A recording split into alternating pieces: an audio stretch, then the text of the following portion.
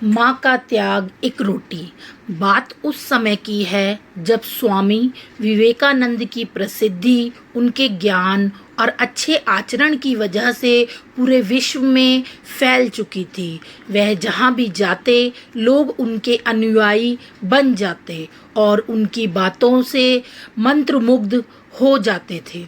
एक बार स्वामी विवेकानंद एक नगर में पहुँचे। जब वहाँ के लोगों को पता चला तो वो सारे लोग स्वामी जी से मिलने के लिए पहुँचे। नगर के अमीर लोग एक से बढ़कर एक उपहार स्वामी जी के लिए लाए, पर कोई सोने की अंगूठी लाया और तो कोई हीरे का जड़ा हुआ बहुमूल्य हार। स्वामी जी सबसे भेंट लेते और एक और अलग रख देते। उतने में एक बूढ़ी औरत चलती हुई स्वामी जी के पास आई और बोली, महाराज, आपके आने का समाचार मिला तो मैं आपसे मिलने को व्याकुल हो गई। मैं बहुत गरीब हूँ और कर्ज में दबी हूँ। मेरे पास आपको देने के लिए कुछ उपहार तो नहीं है। मैं खाना खा रही थी तो कुछ रोटियां आपके लिए लाई हूँ। अगर आप इस गरीब की रोटियां स्वीकार करें तो मुझे बहुत खुशी होगी। आसपास खड़े लोग इस बूढ़ी औरत को घृणा की दृष्टि से देखने लगे कि ये औरत क्या बेवकूफ़ है जो ऐसी सूखी रोटी स्वामी जी के लिए लेकर आई है। स्वामी जी की आंखों में आंसू भर आए। उन्होंने उस महिला से रोटी ली और वही खाने लगे। वहाँ बैठे लोगों को ये बात कुछ बुरी लगी।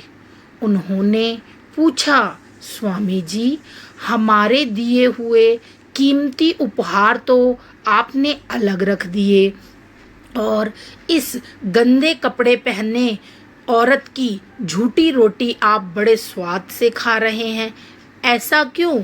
स्वामी जी बड़ी सुंदरता से मुस्कुराते हुए उत्तर दिया कि देखिए, आप लोगों ने मुझे अपनी पूरी धन और दौलत से मात्र कुछ हिस्सा निकालकर मुझे कीमती रत्न दिए, लेकिन इस महिला के पास तो कुछ नहीं है सिवाय इस रोटी के।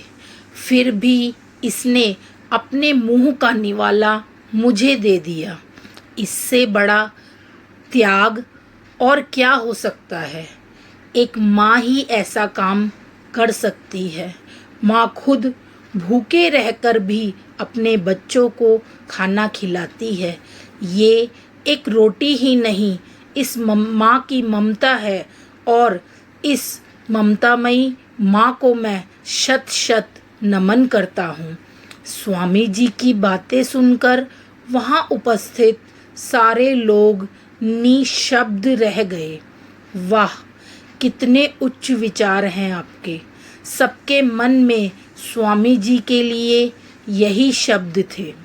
मित्रों, माँ एक इंसान नहीं बल्कि भगवान का दिया हुआ वरदान है जो हम लोगों को मिला है।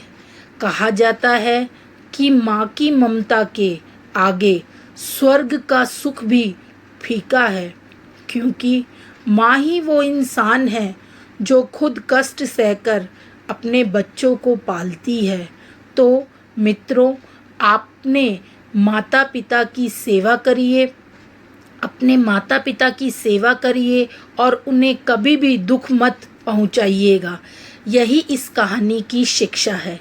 तो अगर आपको ये कहानी अच्छी लगी हो तो प्लीज़ मेरे चैनल को सब्सक्राइब करिए, वीडियो को लाइक कीजिए और कमेंट कीजिएगा कि आपको ये कहानी कैसी लगी, और इसे शेयर करना ना भूलें, क्योंकि ऐसी कहानी पढ़ के ही लोगों के मन में माता पिता के लिए आदर और